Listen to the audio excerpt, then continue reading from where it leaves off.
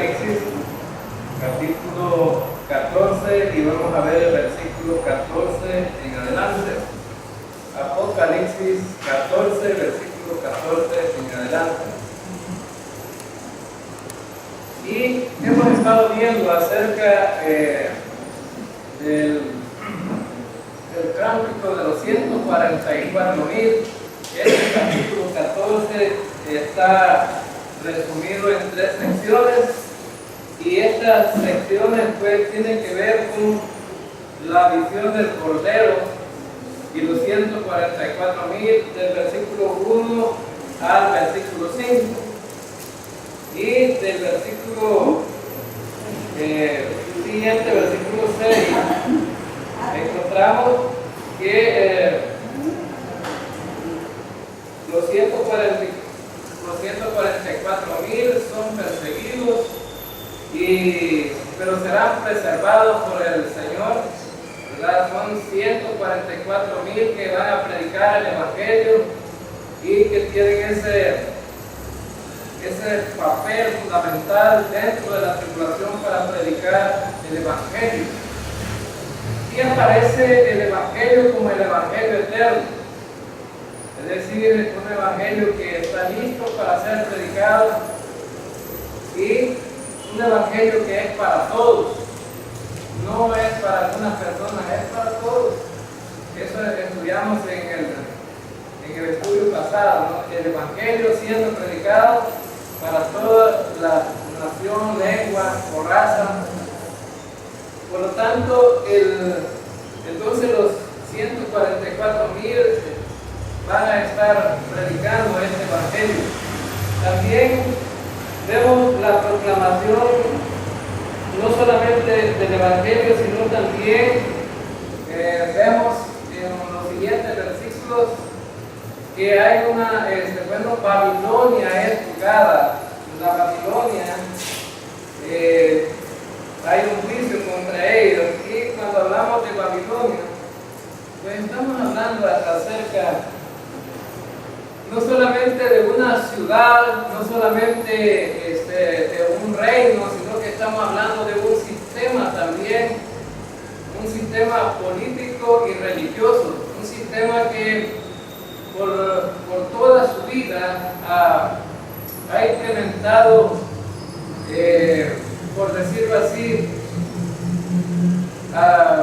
usado la religión y sobre todo la idolatría para poder oponerse en contra de Dios. Es decir, Babilonia es un sistema que está en contra de la voluntad de Dios, y por eso la adoración principal allí son ídolos. Y esta Babilonia, en el Antiguo Testamento, en el libro de Génesis, que fue Nimrod quien hizo una ciudad y que estableció un sistema religioso de idolatría. Y a través de los tiempos siempre esta Babilonia siempre se ha opuesto en contra de Dios. Pero ahora, en este día, vamos a estudiar lo que es por lo menos vamos a ver algunos juicios que están en contra de los incrédulos, unos juicios que están en contra de aquella gente que ha rechazado a Dios y que ha rechazado a Cristo. Entonces lo vemos como una ilustración, y esa ilustración tiene que ver con 2 cosas: una vendimia, y también tiene que ver con cortar y cegar los sembrados. Es decir, son ilustraciones para poder entender cómo va a ser el juicio de Dios con aquellos que han rechazado a Cristo. Porque aquí vemos el Cordero de pie. El Cordero está allí y va a juzgar a aquellos que han seguido todo este sistema idolátrico y también han decidido seguir a la bestia y al falso profeta. Por lo tanto, ahora vamos a ver algunos juicios. Versículo 14 dice: miré allí una nube blanca, y sobre la nube uno sentado semejante al Hijo del Hombre, que tenía en la cabeza una corona de oro y en la mano una hoz aguda. Ahora, cuando vemos esta imagen, Juan dice que vio, Juan está constantemente diciendo miré o vi. Y aquí en este caso dice que vio en una nube blanca que venía. Bueno, tanto en Daniel capítulo 7 vemos que el Hijo del Hombre, cuando se refiere al Hijo del Hombre, venir en una nube, ¿a quién se refiere? A Jesucristo. Y aquí también dice que aparece este Hijo del Hombre en una nube blanca. Y Jesucristo mismo habló de sí mismo en Mateo 24, versículo 30. Dice que Él iba a venir en una nube. Entonces la ilustración que vemos aquí es acerca de Jesucristo viniendo por segunda vez a juzgar al mundo incrédulo, para juzgar a aquellos que decidieron no seguir y no seguir a Dios ni creer en el Evangelio de Cristo. Entonces vemos que esta ilustración aquí pues se refiere precisamente a Jesucristo, ¿verdad? Y dice que uno semejante al Hijo del Hombre, que tenía en la cabeza una corona. Algunos escritores han querido decir que este Hijo del Hombre no se refiere a Jesucristo, sino que a ángeles. Más sin embargo, habría una contradicción, porque no vemos a los ángeles coronados. Fíjense bien, en la escritura encontramos a la iglesia con coronas, encontramos a la iglesia con corona, pero no a los ángeles. Pero tampoco es la iglesia aquí. Pero ¿a quién más aparece con corona? Bueno, aparece Jesucristo. Y entonces aquí sí vemos que está hablando del Mesías que viene a juzgar al mundo con justicia y con vara de hierro. Y la corona significa que es una posición real que él ocupa. Recuerden ustedes que en el Antiguo Testamento hay una promesa para David, y la promesa para David es que de él va a salir un descendiente que va a reinar y que su reino va a ser eterno, y se refiere a Jesucristo y específicamente de la tribu de Judá. Ahora, por eso este versículo dice que el Hijo del Hombre tenía en su cabeza una corona, y estamos hablando de autoridad, estamos hablando aquí de realeza, y estamos hablando de que él es el rey que va a gobernar.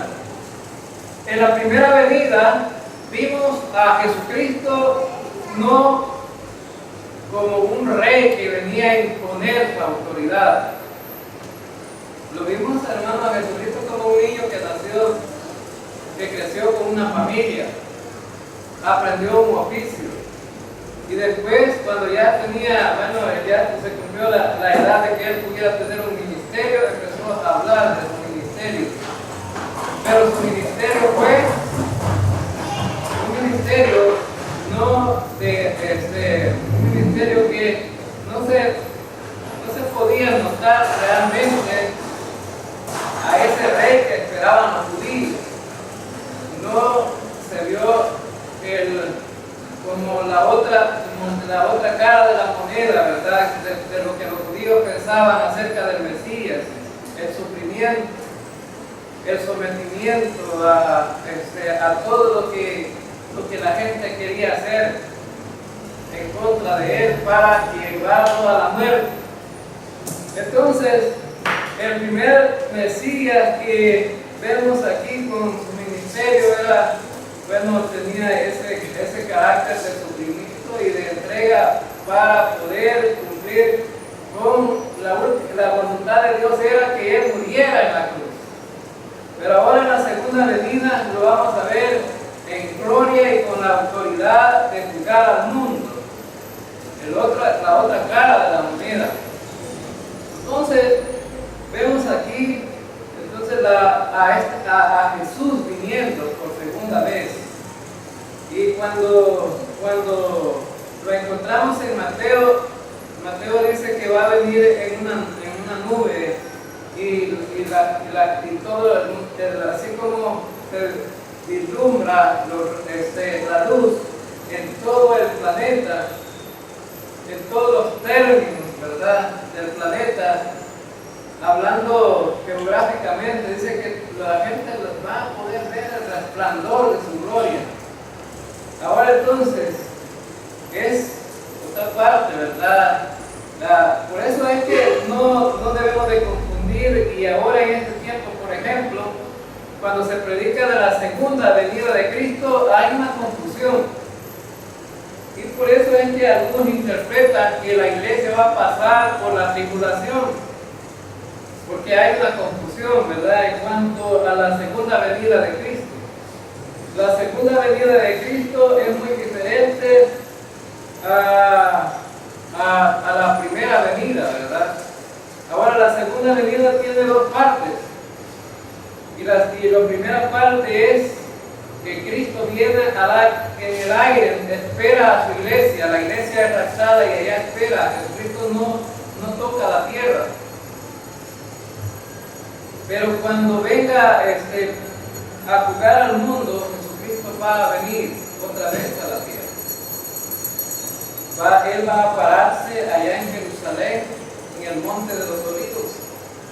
Específicamente allí va a pararse cuando Él venga. ¿Y por qué? Porque allá, al otro lado de ese monte, hay un valle que se llama el Valle de Josafat.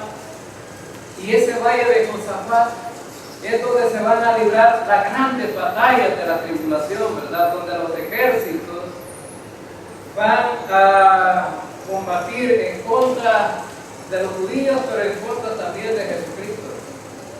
Ahora entonces, vemos que esto es maravilloso saber que la iglesia pues no va a pasar ningún momento dentro de la tribulación, pero sí Jesucristo va a venir a juzgar y sus juicios son terribles. Y ahora lo vamos a ver ilustrado en el versículo aquí 14 también dice que además de tener una corona en la mano tenía también una hoz aguda. Ahora esa hoz es como que dijéramos nosotros aquí en Chapeltique, ¿verdad? Jesucristo tenía el machete afilado, ¿verdad?, para ir a cortar la milpa. Porque allá, en lugar de un machete, usaban una vara con una cuchilla afilada, y esa es la hoz, ¿verdad? Es decir, con una vuelta. Entonces, una vara ellos cortaban así, y resulta que es una manera de cultivar también y de cortar el cultivo, pero de una manera diferente a la nuestra. Ahora entonces, pero ahora es usada esta ilustración. Esta ilustración no es como para recoger una cosecha que está dando buenos frutos, sino más bien aquí es una ilustración de que va a recoger una cosecha donde los frutos malos están siendo recogidos para destruirlos. Ahora entonces es muy diferente a cuando Jesucristo habla del evangelismo, ¿verdad? Ya los campos están blancos. Cuando Jesucristo decía que había que orar para que hubieran más predicadores que fueran a predicar el evangelio, y dice, bueno, ya los campos están blancos, hay que ir ir a recoger la cosecha. Aquí no se trata de eso, aquí es de ir a recoger, a todos los incrédulos, a los que se opusieron a Dios, a aquellos que ofendieron a Dios, para someterlos a un juicio justo delante de Dios, el cual no lo va a librar, sino que lo va a condenar. Es decir, que las acciones mismas del ser humano es las que condenan al ser humano. Es decir, la oposición del ser humano en contra de Dios es lo que condena, la resistencia de no creer en el Hijo de Dios es lo que condena al ser humano. Es decir, el Señor mandó a Jesucristo para que todo el mundo fuera salvo, pero la gente no quiere recibir a Cristo como su Salvador y lo rechazan. ¿Y qué es lo que condena realmente? La incredulidad de la gente. Bueno, el rechazo de Jesucristo. Ahora entonces, encontramos aquí que tiene en su mano una hoz aguda. ¿Para qué? Para cortar. Es como lo que dijo Juan el Bautista, ¿verdad? Ya el hacha está puesta en el tronco de los árboles que no producen nada, ¿verdad? Para cortarlos, es decir, es un símbolo de juicio. Entonces Juan estaba advirtiendo a la gente en ese tiempo, cuando Juan predicó, ya el hacha estaba puesta, significaba un juicio, ¿verdad? Para juzgar a aquellos que rechazaran al Mesías. Ahora entonces, y vemos aquí en el versículo 15, y del templo salió otro ángel, clamando a gran voz, al que estaba sentado sobre la nube: mete tu hoz y ciega, porque la hora de cegar ha llegado, pues la mies de la tierra está madura. Ahora, cuando hablamos aquí de la mies que está madura, cuando hablamos en el sentido positivo, cuando la mies está madura es tiempo de recoger la cosecha para echarla en los graneros, para que haya sustento, ¿verdad? Durante el tiempo que resta, donde no va a haber cultivo. Ese es un sentido positivo, pero aquí está hablando en un sentido negativo. Y en el sentido negativo es como que Dios dijera: ya la paciencia mía se acabó.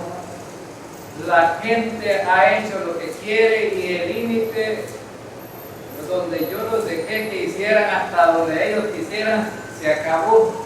El tiempo se ha cumplido de llevar a cabo el juicio. Y este juicio, bueno, es en contra de aquellos que se rebelaron en contra de Dios. Recuerden que hemos estado hablando acerca de la bestia y el falso profeta. Mucha gente va a creer en la bestia y en el falso profeta. Es más, vimos en el estudio pasado que hicieron una imagen y que la gente iba a creer en esta imagen porque la imagen iba a hablar y hacer milagros. Entonces la gente se va a volver hacia la idolatría. Y por eso hablábamos de la destrucción de Babilonia, porque eso significa, ¿no? Babilonia simplemente la representación de la idolatría y de entonces la dominación que ellos hacen en contra de Dios. Bueno, eso es lo que va a juzgar Dios aquí. Y Dios dice: bueno, ya los campos están maduros para recoger a todos los incrédulos y mandarlos y juzgarlos, mandarlos al castigo eterno.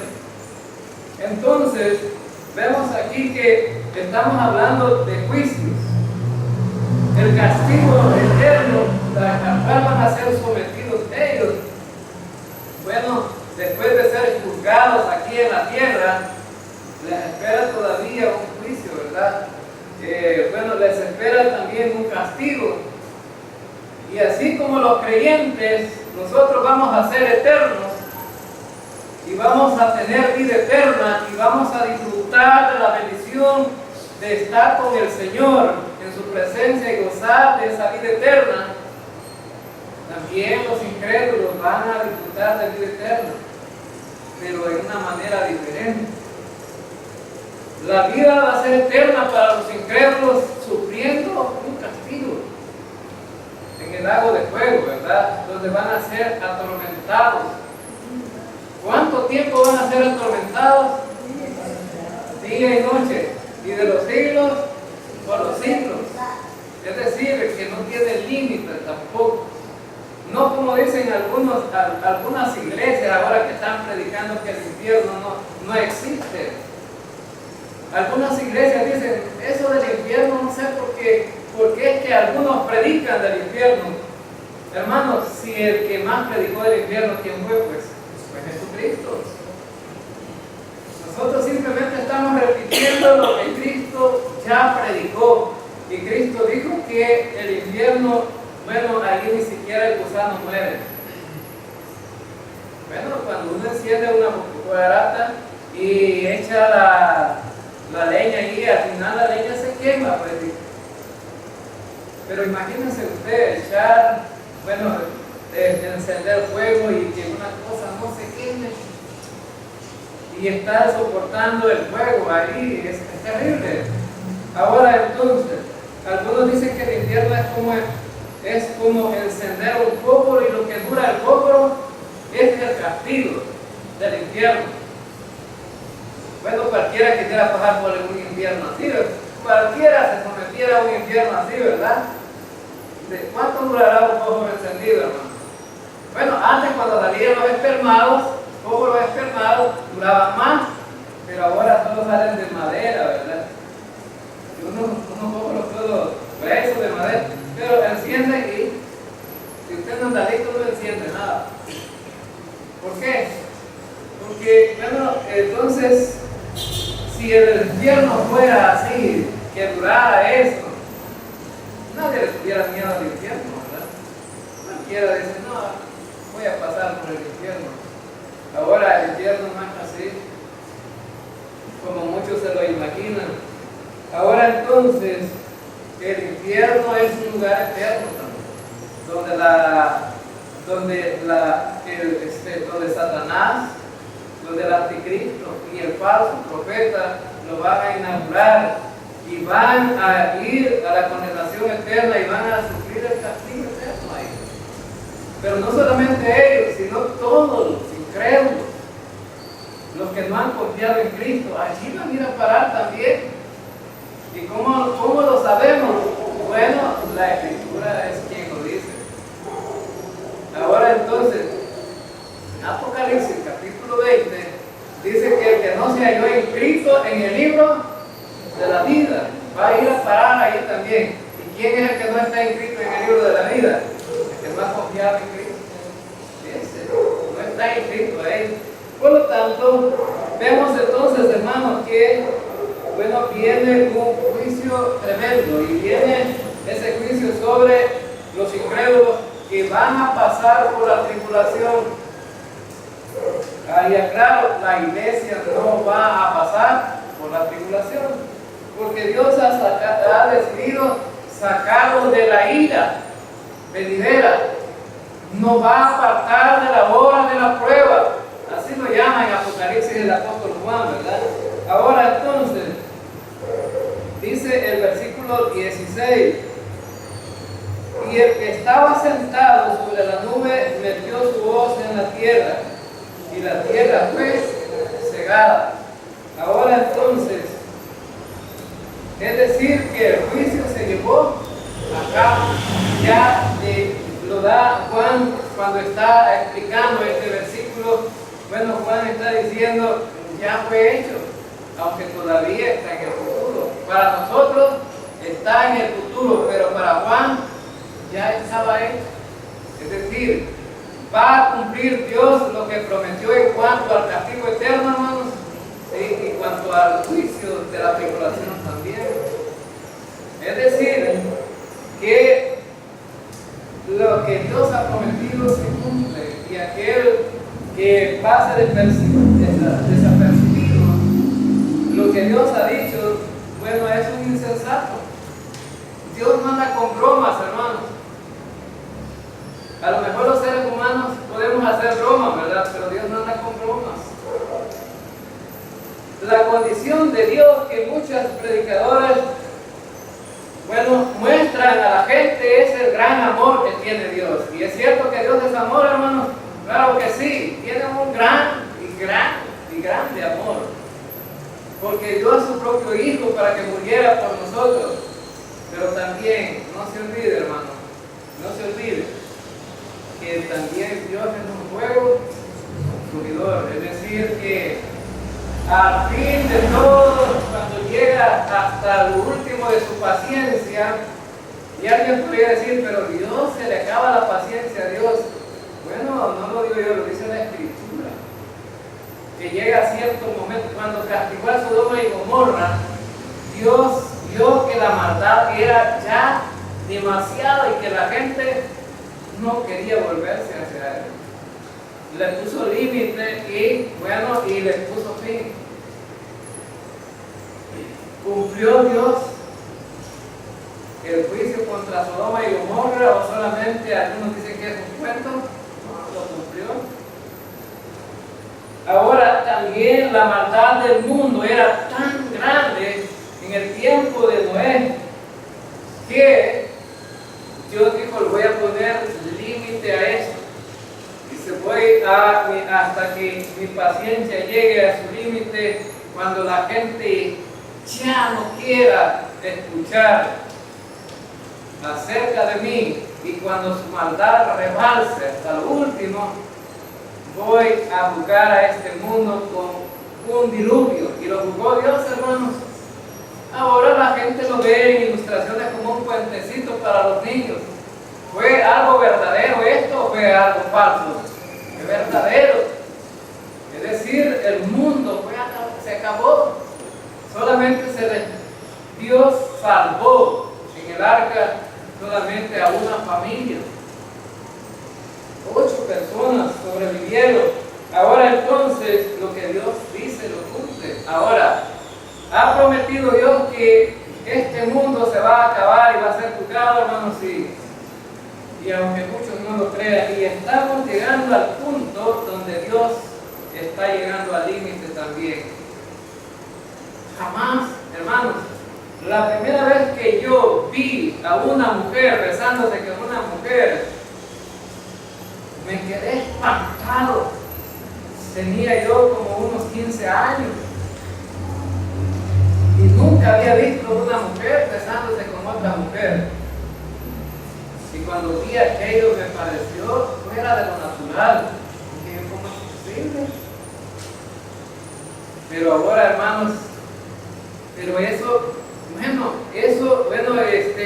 veíamos nosotros a las mujeres que andaban de la mano. ¿Verdad que cuando salían a pasear las mujeres se agarraban de la mano y andaban juntas ahí de la mano? Y todavía se observa que a veces las amigas andan de la mano paseando. Y eso no era tan anormal.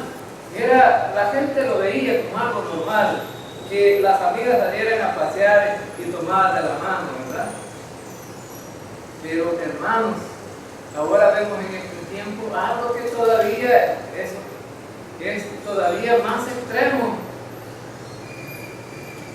Jamás había visto yo allá en mi pueblo a 2 hombres besando.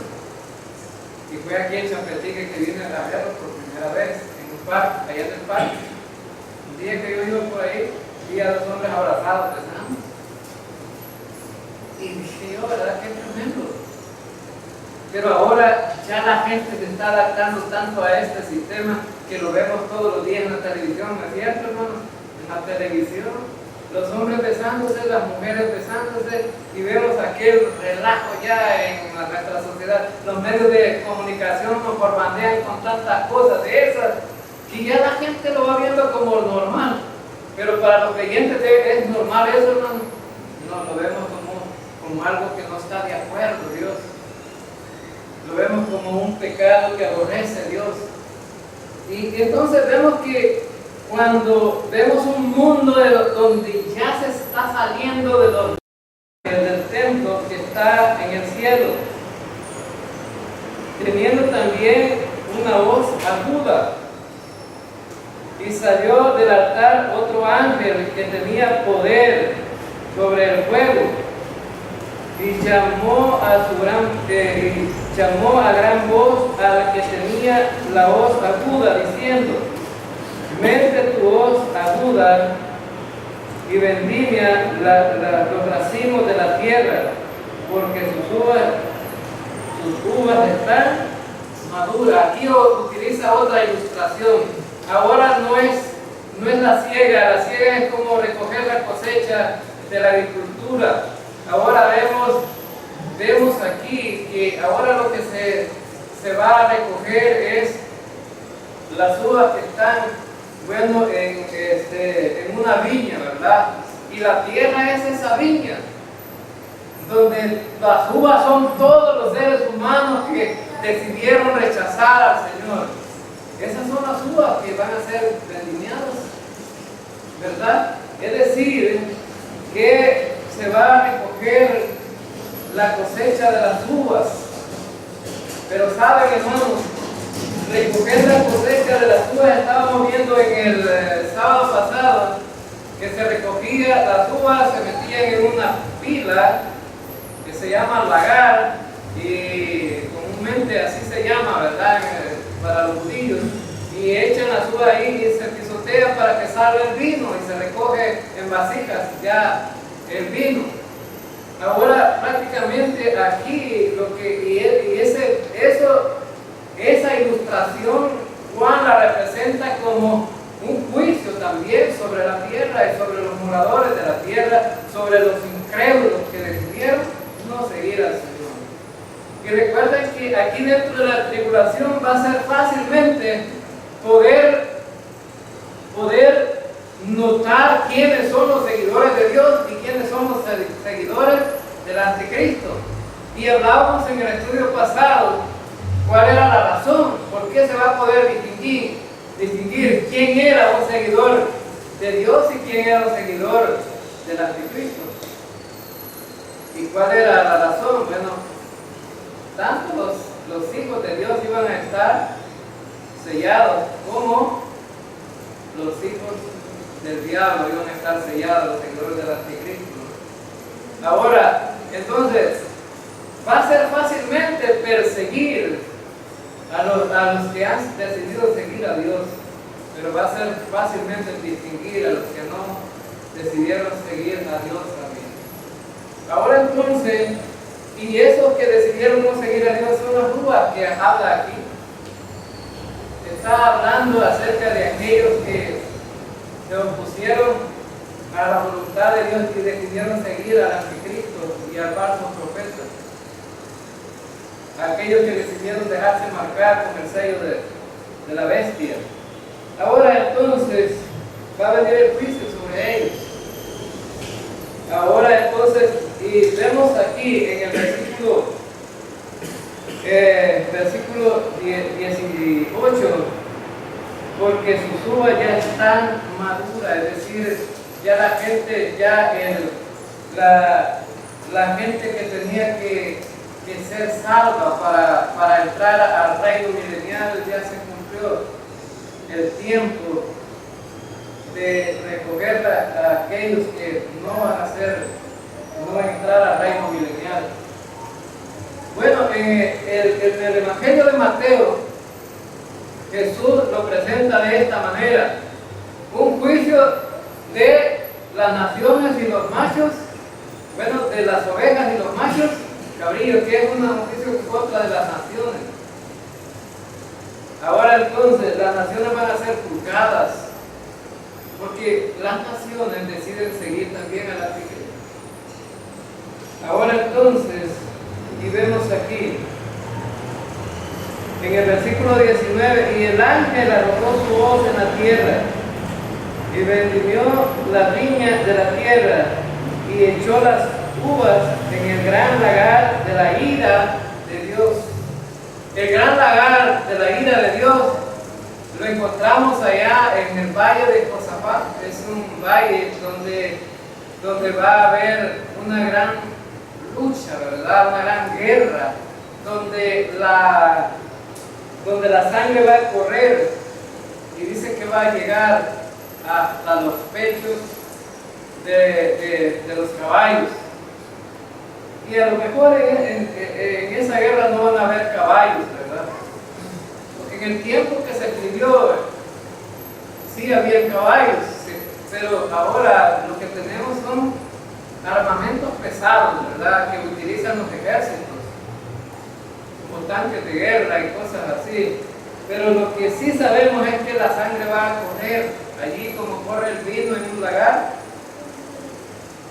Es decir, la tierra se va a llenar de sangre. Y saben que se va a escasear el agua, se va a escasear otras cosas, pero se va a llenar de sangre. Todo lo que hay ahí, ese valle va a ser un valle sangriento. Y vemos en el versículo 20, dice que fue pisado el lagar fuera de la ciudad, y del lagar salió sangre hasta los frenos de los caballos por 1600 estadios. Estamos hablando de ese lugar que acabo de mencionar, ¿verdad? Y también se le llama el Valle de Megiddo, ¿verdad? Es un lugar, es una planicie donde los ejércitos se van a enfrentar. Ahora, con estos versículos que hemos visto del 14 al 20, vemos la ilustración precisamente de lo más duro de unas batallas que se van a dar allí, donde la gente no quisiera, bueno, la gente al oír de cosas semejantes aquí, bueno, se aflige.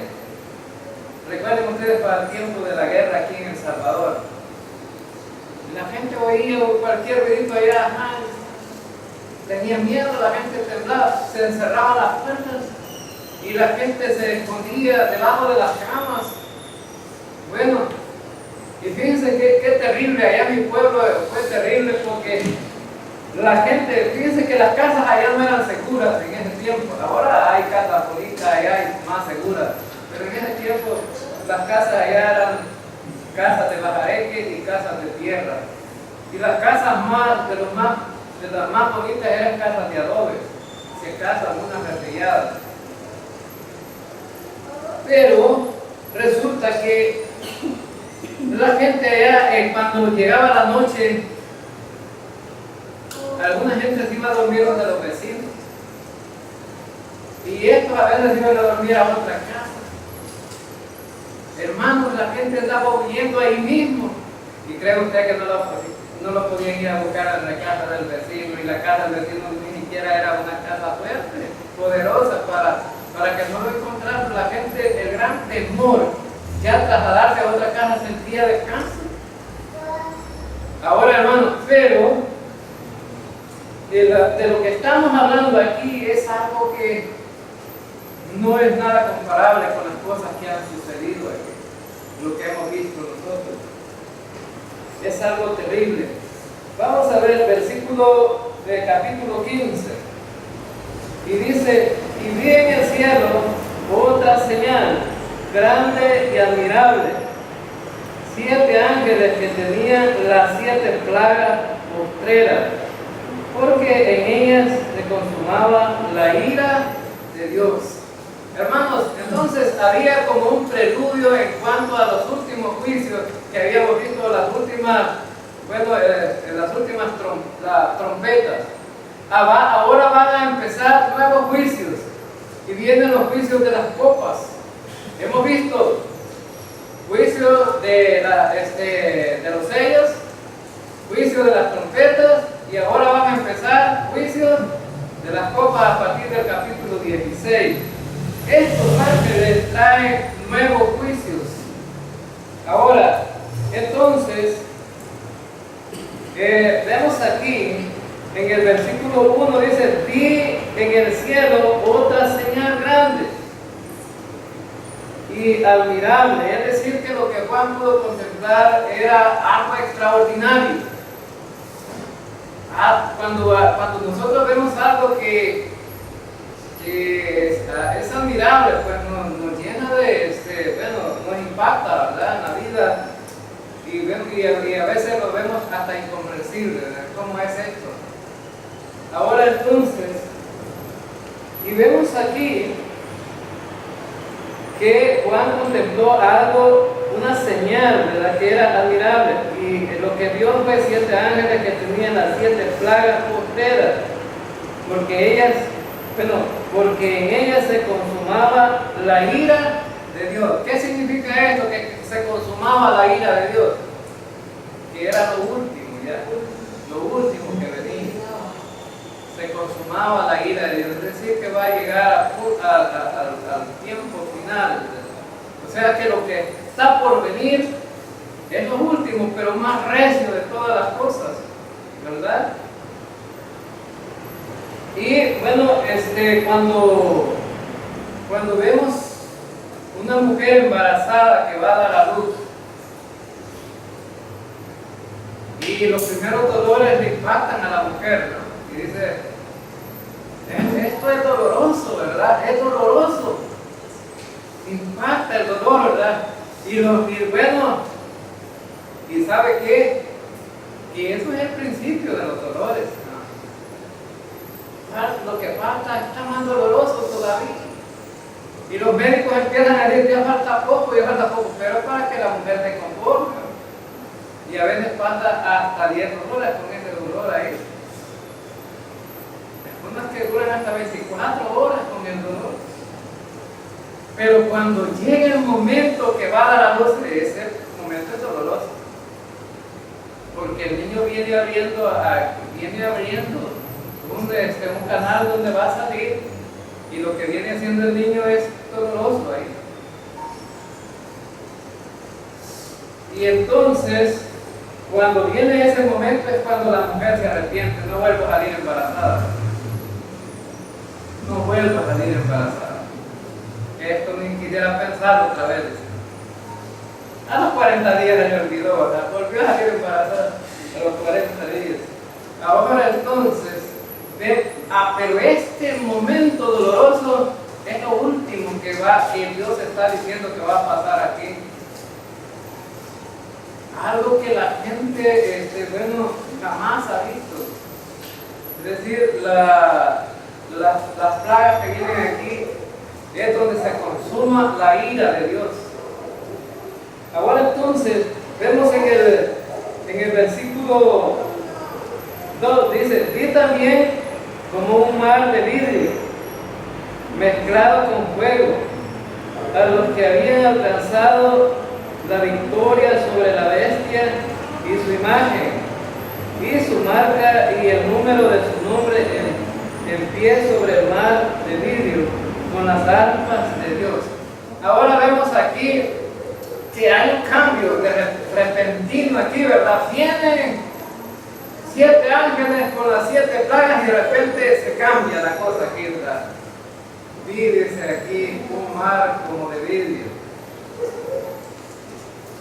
Lo que significa este mar de vidrio significa la santidad de Dios. La santidad de Dios.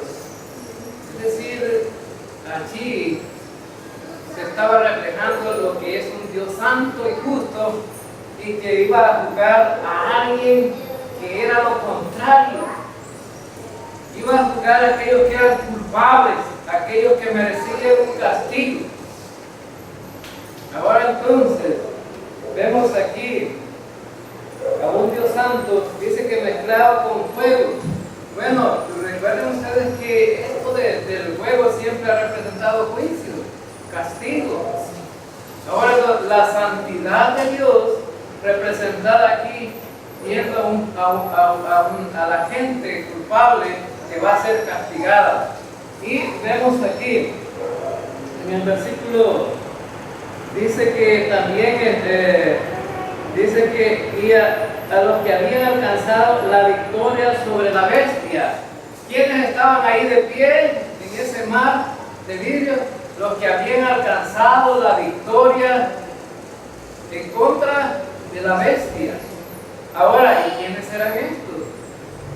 Pues aquí se refiere a la iglesia. No, la iglesia no está aquí.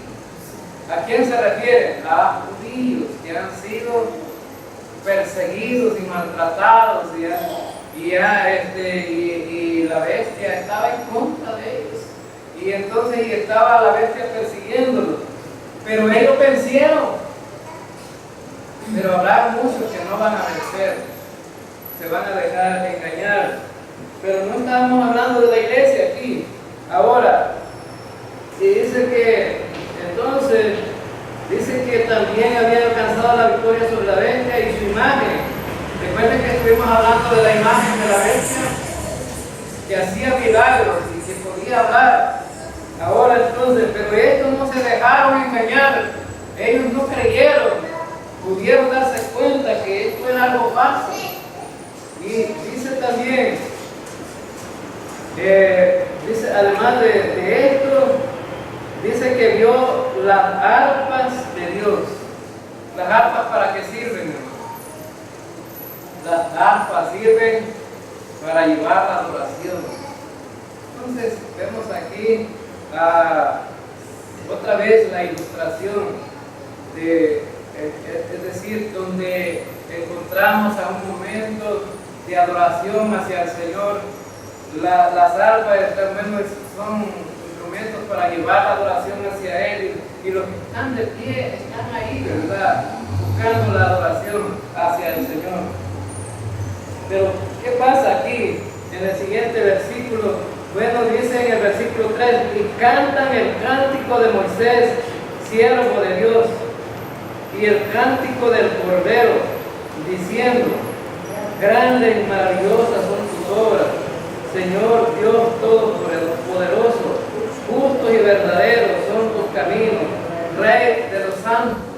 Ahora vemos aquí un cántico. Y los cánticos, ¿para qué son, hermanos? Para llevar adoración. ¿Y qué cantaban? Cánticos, bueno, dice que cantaban el cántico de Moisés. Bueno, en el Antiguo Testamento solo encontramos dos cánticos de Moisés. Uno cuando pasaron el Mar Rojo, en el capítulo 15 de Éxodo, y dos en el capítulo 32 de Deuteronomio. El cántico de Moisés, después de que iban siendo perseguidos por los egipcios, bueno, era un cántico de liberación, es decir, que Moisés estaba diciendo que Dios era poderoso, y Moisés en el cántico menciona muchos atributos de Dios. Dice que Él es un Dios todopoderoso, un Dios santo, que no hay nadie como Él. Y que ese cántico de Moisés nos lleva entonces a dar a entender que esa liberación de aquellos que no se dejaron vencer estaba, ¿verdad? Entonces ejecutándose aquí también. Aquellos que no se habían dejado vencer cantaban lo mismo que Moisés cantó. Dios los salvó. Y ahora Dios también los salvó a ellos. La victoria fue de Dios y ellos salieron vencedores, no por lo que ellos hicieron, sino por lo que Dios hizo. Y entonces vemos aquí que este versículo 3 dice que grandes y maravillosos son obras, presenta a Dios como que, como el Creador aquí, ¿verdad? Son atributos de Dios. Grandes y maravillosas son tus obras. Hermanos, cuando vemos este versículo, podemos darnos cuenta realmente de lo que el hombre muchas veces no se ha dado cuenta. Antes, ¿verdad?, que la gente le costó entender que la tierra era redonda. Ahora, y llegó un tiempo que era bien oscuro para la gente. Algunos los que escribían acerca de estas cosas pensaban que la tierra no era redonda, era cuadrada, que había un gran abismo. Algunos pensaban que había un gran gigante que sostenía la tierra.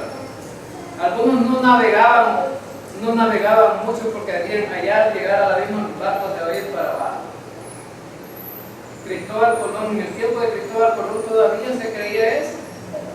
Y Cristóbal Colón se arriesgó porque Cristóbal Colón estaba preso. Y la reina Isabel le dice, anda, te vamos a dejar en libertad, llevarte gente de aquí, de la cárcel, a ir a investigar cómo es en el mundo allá.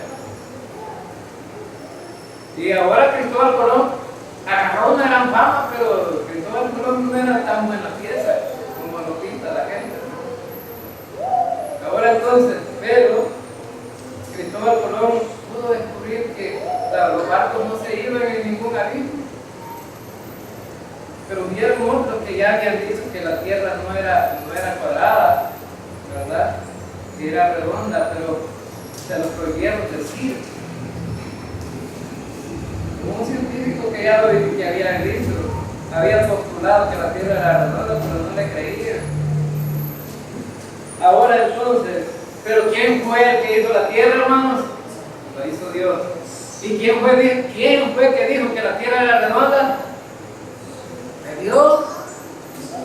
Hay un salmo que dice que Dios está parado en el círculo de la tierra, y un círculo como este, redondo. Ahora entonces, Dios lo había dicho, pero ahora vienen a desayunarse los científicos y dicen, es verdad que la tierra es redonda. Pero Dios siempre ha sido eterno, ha creado todas las cosas, Él es el Todopoderoso. Y eso es lo que dice el cántico de Moisés, ¿verdad? Dice aquí, justo y verdadero son tus caminos, Rey de los santos. También habla de la justicia de Dios. Es decir, que los caminos de Dios son los más rectos que hay. Los caminos del hombre son torcidos. Los caminos de Dios son rectos, pero los caminos del hombre son torcidos. Bueno, así dice Proverbios capítulo 3, versículos 5 y 6, ¿verdad? Dice que nosotros debemos de confiar en el Señor y Él va a enderezar nuestras veredas, porque son torcidas. Y el hombre es necio. Le dice, el hombre se le dan consejos y dice, no, ¿verdad? Pero sí, tal vez tenga razón usted, pero de todas maneras no quiero cambiar de pensar, voy a seguir lo mismo. Por eso también el salmista dijo en el Salmo 119, versículo 105, lámpara es a mis pies, tu palabra y lumbrera a mi camino. ¿Por qué? Porque la palabra de Dios traza los caminos rectos para el ser humano, pero el hombre no quiere agarrar el consejo de Dios. Ahora entonces, y dice el versículo 4, ¿quién no temerá, oh Señor, glorificará tu nombre? Pues solo tú eres santo, por lo cual todas las naciones vendrán y te adorarán, porque tus juicios se han manifestado. Después de la tribulación, en el reino milenial, todo el mundo va a querer ir al reino milenial a aprender la palabra. Va a haber un avivamiento en ese tiempo. La gente va a querer escuchar la palabra de Dios. La gente va a tener hambre de querer escuchar cómo Dios, cómo Jesucristo impartiendo ahí una cátedra a la gente sobre su justicia. Y la gente va a poder observar cómo la justicia allí es verdadera, hermano, porque en este tiempo la justicia no la podemos notar ni la podemos ver. Todas las acciones del hombre son injustas. No es cierto, pues, que en la cárcel hay hombres que no son culpables en la cárcel, y en la calle andan hombres culpables, libres. ¿Habrá justicia ahí? ¿Y quién sacó a esta gente que era culpable? La justicia. Entonces tenemos que se contradice todo, ¿no? Ahora, entonces vemos aquí, dice que en ese tiempo va a haber un avivamiento muy importante. El versículo 5, después de estas cosas miré, y he aquí fue abierto en el cielo el templo del tabernáculo del testimonio.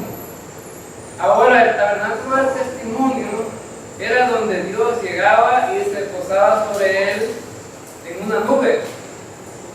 Allí en el arca de la alianza estaban las dos tablas de la ley y estaba el maná que había sido recogido en el tiempo que Dios alimentó a Israel. Ahí se conservaba en ese arca ahí, el tabernáculo, ahí donde llegaba Dios. Entonces, y vemos aquí un momento trascendente en que el hombre no va a poder comunicarse con Dios. Fíjense bien qué cosa aquí, ¿verdad? Que va a haber un cierto momento que el hombre no va a poder comunicarse con Dios, porque la ira de Dios va a ser derramada y Dios no va a ocupar tiempo para más, solo para esa, derramar la ira. Y lo vemos en los siguientes versículos. Dice: y del templo salieron los 7 ángeles que tenían las 7 plagas, vestidos de lino limpio y resplandeciente, y ceñidos alrededor del pecho con cintos de oro. Y uno de los 4 seres vivientes dio a los 7 ángeles 7 copas de oro, llenas de la ira de Dios, que vive por los siglos de los siglos. Y el templo se llenó de humo por la gloria de Dios y por su poder, y nadie podía entrar en el templo hasta que se hubiese cumplido las 7 plagas de los 7 ángeles. Hermanos, ese periodo de las 7 plagas nadie va a poder entrar y comunicarse con Dios, porque Dios va a usar ese tiempo simplemente para ese juicio. Ahora entonces, vemos aquí Dios en el tabernáculo listo para juzgar al mundo incrédulo, para juzgar a aquellos que no quisieron tomar la decisión de confiar en Cristo. Ahora es el tiempo de poder confiar en Cristo. Ahora es el tiempo de poder salvarse. Cuando venga este tiempo, va a haber salvación. Mucha gente se va a salvar, pero también va a ser con muchas dificultades. Ahora podemos salvarnos simplemente por confiar en Cristo, no poner nuestra fe en Él. Y eso es todo. Allá la gente se va a salvar siendo perseguida y lo van a martirizar y tienes que dejarte poner el sello de la bestia, y si no, no vas a poder vivir. Y los que se salven van a decir: pues no me pongan ese sello, aunque me maten, va a tomar la decisión por morir. Pero en este tiempo ahora no puede tomar esa decisión, porque ahora hay libertad. Todos podemos optar por tomar una decisión de confiar en Cristo. Ahora, este tiempo, pues es el tiempo mejor, ¿verdad?, para poder salvarse, sin los peligros que significa estar en la tribulación. Mucha gente se va a salvar, pero la van a matar. Mucha gente se va a salvar y se va a arriesgar, ¿verdad? Va a tener grandes sufrimientos, va a tener gran dolor. Algunos después van a tener gran pena de las cosas que están sucediendo ahí. Sin embargo, la Escritura ahora está diciendo: bueno, solo debes de confiar en el sacrificio que mi Hijo Cristo hizo en la cruz, dice el Señor. Eso es todo. Debes de confiar que Él murió por